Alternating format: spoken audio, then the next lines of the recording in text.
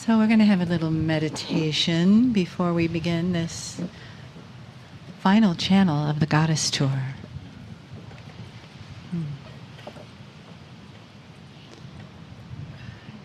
So close your eyes. Feel the breezes wrapping themselves around you this morning here on beautiful Crete. The sound of the waves, the wind in the palm trees, and your beautiful hearts here together. Each one of them sitting in this circle like beautiful beads on a necklace that is fit for the goddess. Breathing into your heart, let each wave crashing on the shore be a breath to clear you, to purify you, to create an intention that this time together here on the Greek Goddess Tour with Kryon, that we are healed, that we have filled ourselves with the wisdom of the goddess. The goddesses that we find here on the island and in Athens, and the goddesses in this group, each one holding wisdom, each one bringing something beautiful to this family of goddesses here. The sacred divine feminine goddess that each one of us has living inside. And with each breath, we see that goddess manifesting in the outside world. Letting her walk with you, before you, letting her light shine from you.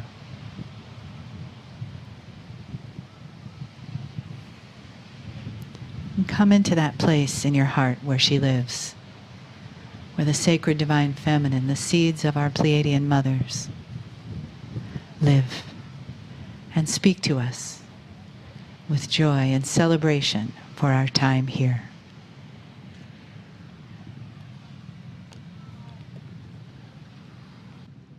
Greetings, dear ones. I'm Kryon of Magnetic Service.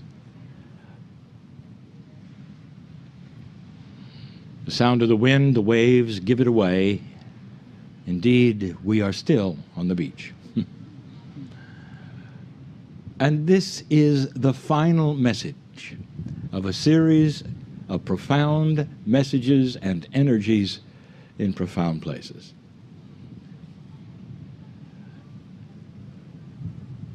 Dear ones, I know who is here. I know about your lives, because I am connected with that which is the central source. I want to give you a parable and a question. This is the parable of woe.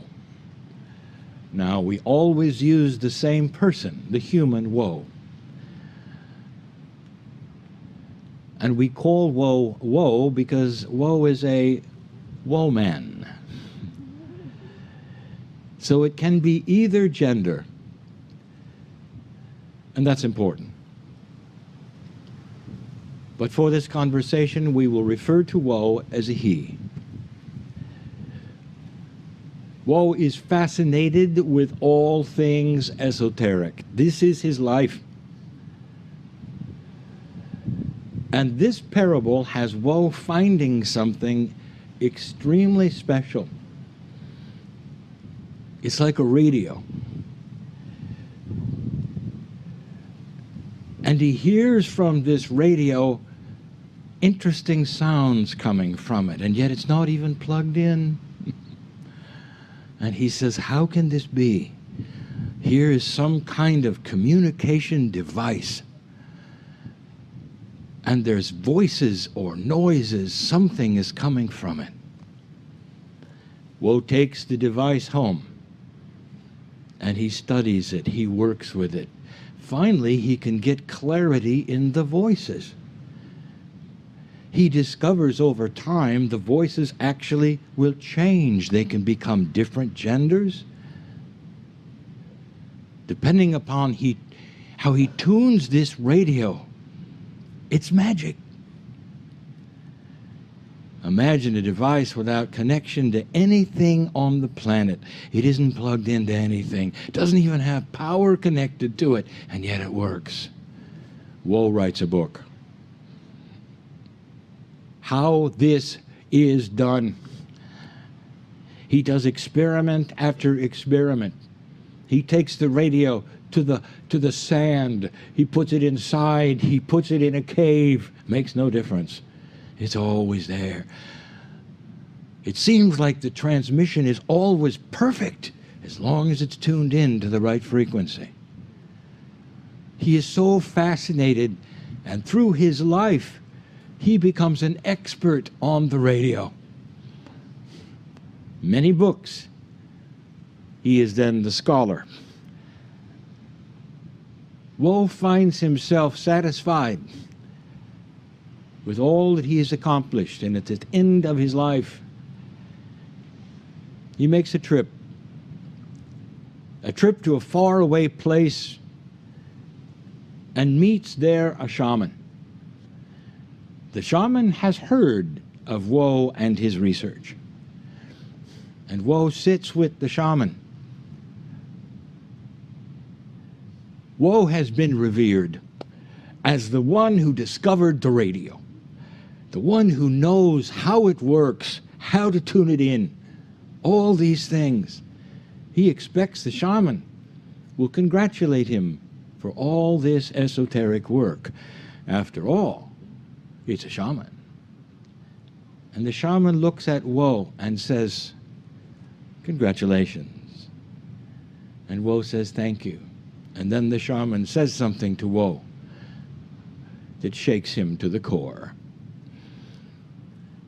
The shaman says, "Woe, what did the voices say?" And Woe says to the shaman, "Sir, I have no idea. I never listened." There are human beings who are so fascinated with the esoterics that they never listen to the voice. The man in the chair, is he simply speaking wise things under the pretense of channeling, or is he connected? And if he is connected, to what is he connected? Is it possible that you are hearing a message from exactly where he says it's coming from? So many humans are so concerned about the process. They study the process. They study the radio. They want to know the minutiae of the Akash. Some of them even become readers, and they never ever listen to the voice. They are consumed with the minutiae of the magic of all things esoteric. And then they get into that which is multidimensional, and depending upon their mind, they are captured with the magic of it all. Because it's out of 3D, and it is something that they just love to know about and know about and know about, and yet they never really know what it's all about. I ask you now, have you listened to the messages? Have you come to simply sit in the energy, hold out your hands and sing songs? And you might say, yes, that's what I came for. And I'll say, well, bless you for this. For there's good energy and there are good songs and you bond. And this may be the only experience, but in this, all you've done is look at the radio. What is it saying? What does the Akash say to you? What are you going to take home? What are you going to do with the feelings and the emotions that may have spoken to you about your self-worth, your importance to the planet? Are you going to go differently than you came? Will your mates know, will your children know that there's been a change in your life? Or is it going to be same old, same old? Same thing. Is this a series of esoteric studies? Or is it more?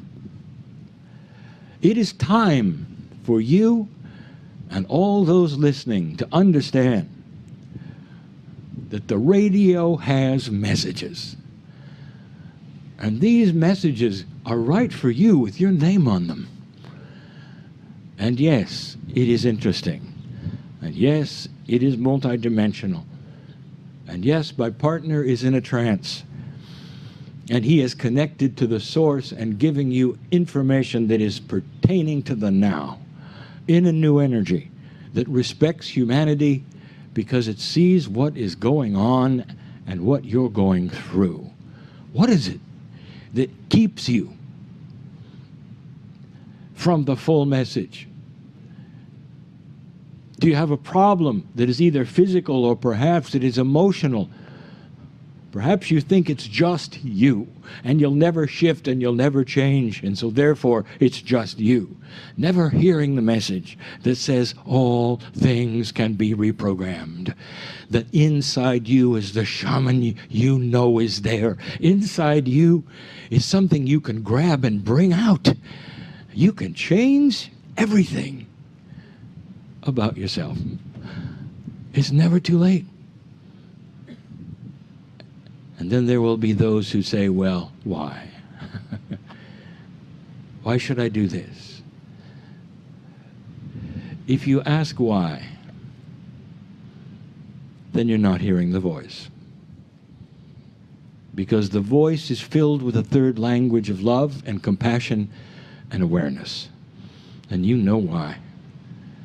Because the planet needs your compassion, understanding, knowledge, and your Akash. That's why. As an old soul, this is what you can share. It's not that you're responsible to do so, it's that you want to.